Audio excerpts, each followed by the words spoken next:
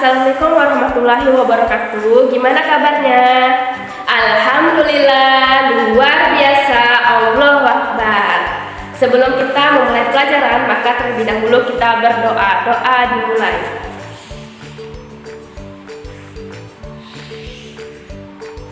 Doa selesai. Baik, Ibu akan mengabsen terlebih dahulu.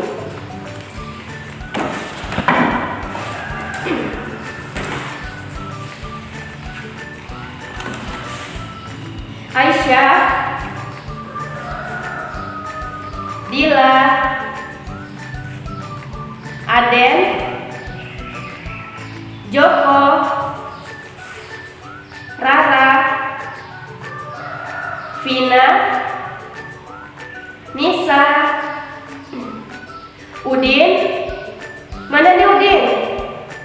Izin.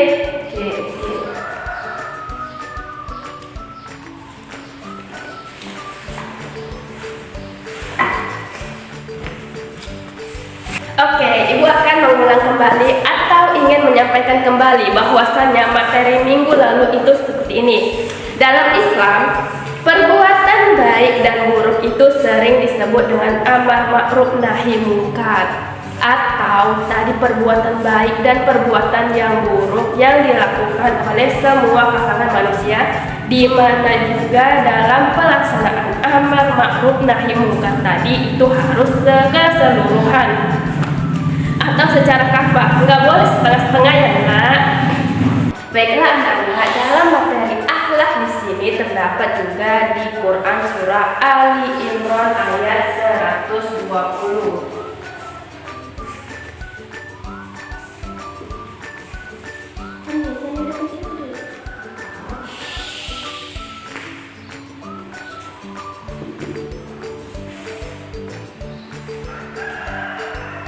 Di sini yang artinya yaitu jika kamu memperoleh kebaikan, niscaya mereka bersedih hati. Tetapi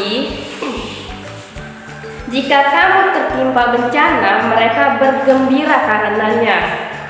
Jika kamu bersabar dan bertakwa, tipu daya mereka tidak akan menyusahkan kamu sedikit pun. Sungguh Allah Maha meliputi segala apa yang mereka kerjakan.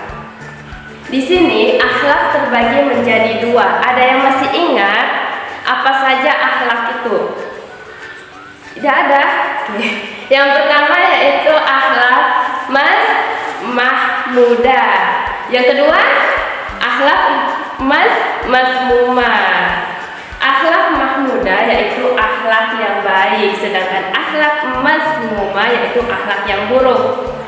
Salah satu contoh akhlak mahmudah yaitu jujur. Jujur adalah sikap atau sifat seseorang yang menyatakan sesuatu yang sesungguhnya dan apa adanya, tidak ditambah maupun tidak dikurangi. Sifat jujur ini harus dimiliki oleh setiap orang. Sikap jujur ini merupakan prinsip dasar dari cerminan akhlak seseorang. Nah, di sini kita ambil contoh langsung. Siapa ya kira-kira? Ada yang tahu? Contohnya yaitu Rasulullah. Ada yang kenal nggak sama Rasulullah? Kalau tidak ada, mari kita kenal dulu melalui sifatnya, yaitu tentang perilakunya di sini. Kenapa Rasulullah? Karena Rasulullah memiliki salah satu sikapnya amanat. Amanat adalah berarti dapat dipercaya dengan halnya dengan jujur. Jadi anak-anak, sikap jujur adalah salah satu sifat yang terpuji. Maka dari kalian semua harus memiliki jujur. Ada contoh lain dari sikap jujur, yaitu yang pertama, berjanji untuk tidak berbohong kepada guru, teman sekolah, dan kepada siapapun. Tidak mencuri barang dari teman sekelas atau orang lain di sekolah maupun di luar sekolah. Jujur saat memberi uang sesuai dengan harga makanan di kantin sekolah. Jadi anak-anak ibu, kalau seandainya beli makanan itu harus sesuai harganya, uangnya juga harus sesuai, dan jangan menyontek saat ujian. Nah, di sini nih kalian ini pada jujur atau enggak? Jujur, benar ya. ujiannya. Nah, jadi di sini kita harus memiliki sifat jujur. Niatnya bukan karena orang lain, tetapi karena untuk menggapai ridhonya Allah. Nah, di sini pas ada 3 macam sifat jujur. Yang pertama yaitu jujur kepada Allah Subhanahu wa taala. Yang kedua yaitu jujur kepada manusia. Yang ketiga jujur kepada diri sendiri. Terus apa saja sih manfaatnya orang yang berperilaku jujur? Ada manfaatnya. Apa itu? Yang pertama yaitu jujur. Orang jujur itu akan dipercaya. Yang kedua, orang jujur itu akan disenangi teman, disayangi teman. Yang ketiga, orang jujur mudah dalam mendapatkan pekerjaan. Yang keempat, orang jujur itu dicintai Allah Subhanahu wa taala. Di sini anak-anak ibu mau nggak dicintai sama Allah? Mau, maka kita semua harus berperilaku jujur. Fahimtum? Fahimna. Tadi kita sudah membahas tentang akhlak mahmudah. Sekarang kita membahas tentang akhlak mazmumah. Apa itu akhlak mazmumah? Akhlak mazmumah yaitu kebalikan dari akhlak mahmudah, yaitu akhlak yang buruk. Contohnya bohong, penakut, tidak percaya diri, boros, pelit, dan bermuka masam. Nah, di sini kita bahas tentang pertama tentang perilaku bohong atau dalam arti kata dusta. Kalau tadi kita bahas akhlak mahmudah, kita bahas tentang kejujuran atau dalam akhlak mahmumah kebalikan, berarti kita membahas tentang kebohongan, di mana kebohongan ini berarti suatu ucapan atau perbuatan yang tidak cocok dari kenyataan sesungguhnya. Di sini dijelaskan juga dalam Quran surah Al-Zumar ayat 60.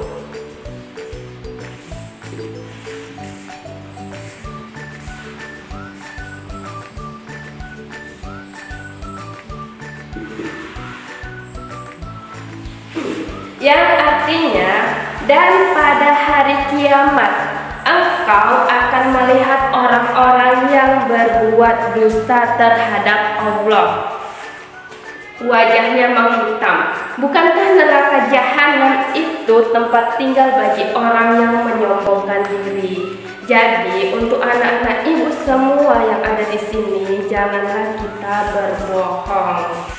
Apa saja sih pengaruh buruk dusta? Pengaruh buruk dusta yaitu yang pertama, menyebarkan keraguan di antara manusia. Yang kedua, terjerumusnya seseorang ke dalam salah satu tanda munafik.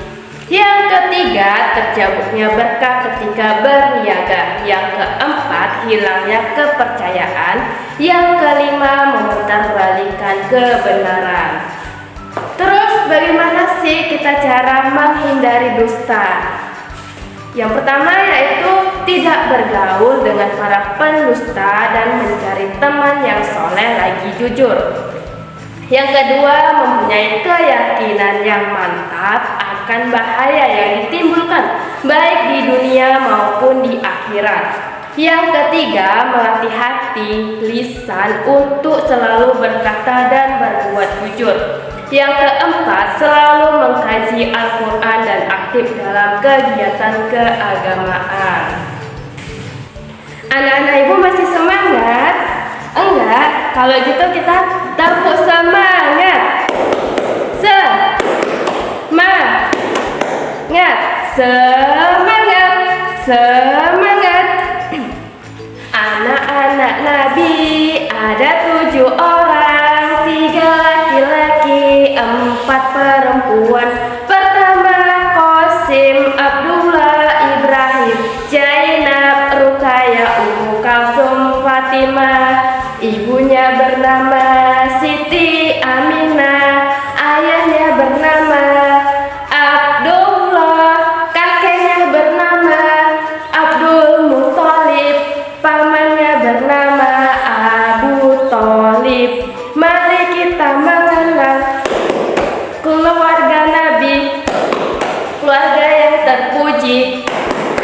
keluarga yang suci. Oke, sekarang kita fokus. Fokus, tengok kanan, no, tengok kiri, no, fokus. Lomba duduk manis, lipat tangan, senyum manis, duduk manis. Oke, selanjutnya kita akan membahas materi selanjutnya, yaitu tentang menghargai lingkungan. Nah, di sini ada macam-macam menghargai lingkungan, yaitu menghargai lingkungan keluarga, sekolah, dan masyarakat. Pertama yaitu lingkungan keluarga. Di sini pendidikan anak yang paling utama adalah pendidikan dalam keluarga, di mana keluarga memiliki pengaruh yang sangat besar terhadap karakter anak dan menjadi kunci utama dalam membentuk pribadi anak yang menjadi baik di dalam keluarga juga yang penuh rasa kasih sayang menjadi harga diri anak dapat berkembang karena ia merasa dihargai, dicintai, dan diterima sebagai manusia. Yang kedua yaitu lingkungan sekolah. Di lingkungan sekolah merupakan pendidikan yang kedua setelah keluarga. Pertama keluarga, yang kedua baru sekolah. Guru merupakan salah satu sumber informasi bagi anak-anak didiknya dalam memberikan ilmu pengetahuan. Contohnya, ibu guru juga dapat berperan memberikan bantuan kepada anak untuk melatih tugasnya, serta mengajarkan kedisiplinan dan bertanggung jawab, serta taat dalam aturan-aturan yang berlaku dalam sekolah. Oke, sekarang kita lanjut ke lingkungan masyarakat, di mana masyarakat ini juga berperan penting dalam mendidik anak. Baik buruknya kita itu tergantung dari setiap pertemanan kita, dan pertemanan itu berasal dari masyarakat juga.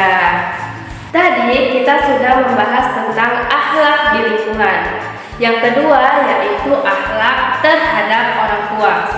Nah, kalau bahas tentang akhlak kepada orang tua, kita sebagai anak dilarang durhaka kepada orang tua, di mana ibu mau menyampaikan bahwasannya ridho Allah terhadap ridho orang tua, begitu pun sebaliknya ridho orang tua terdapat pada ridhonya Allah. Nah, salah satunya sikap kita agar mempunyai akhlak yang baik kepada orang tua, maka kita dilarang mengucapkan kata A. Itu tidak boleh kita ucapkan.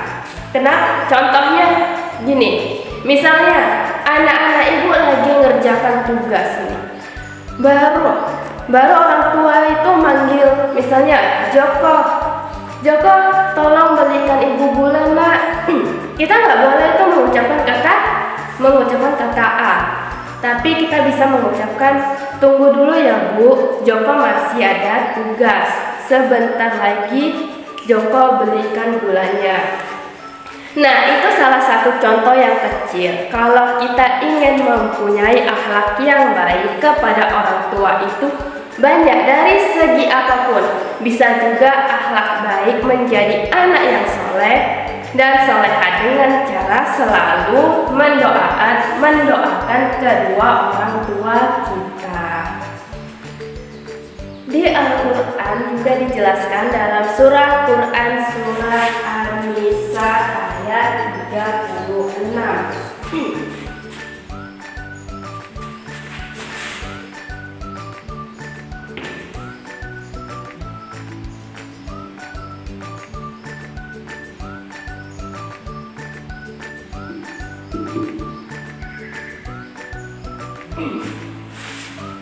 Yang artinya, dan sembahlah Allah dan janganlah kamu mempersekutunya dengan sesuatu apapun, dan berbuat baiklah kepada kedua orang tua.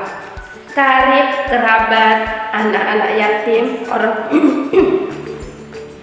karib kerabat, anak-anak yatim, orang-orang miskin, tetangga dekat dan tetangga jauh, teman sejawat, ibnu sabil dan hamba sahaya yang kamu miliki. Sesungguhnya Allah tidak menyukai orang-orang yang sombong dan membanggakan dirinya.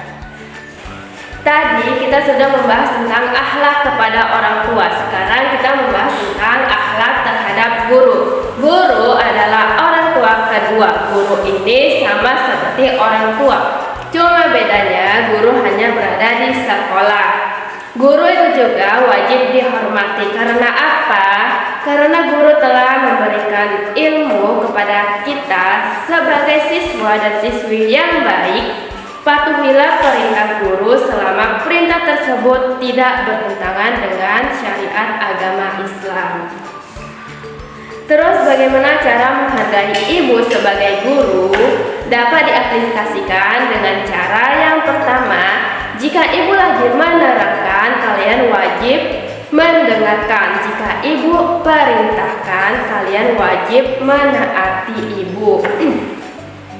Ibu tidak minta apapun dari kalian. Yang ibu minta adalah cara kalian menghargai ibu dan menghormati serta mendoakan ibu. Semoga dengan begitu ibu dapat mentransfer ilmu kepada kalian dan kalian dapat menerima ilmu yang ibu berikan. Semoga kita mendapatkan keberkahan dari Allah Subhanahu wa Ta'ala. Baiklah anak-anak, demikianlah materi hari ini. Kita lanjut lagi di minggu depan. Ibu akhiri, wabillahi taufiq wal hidayah. Wassalamualaikum warahmatullahi wabarakatuh.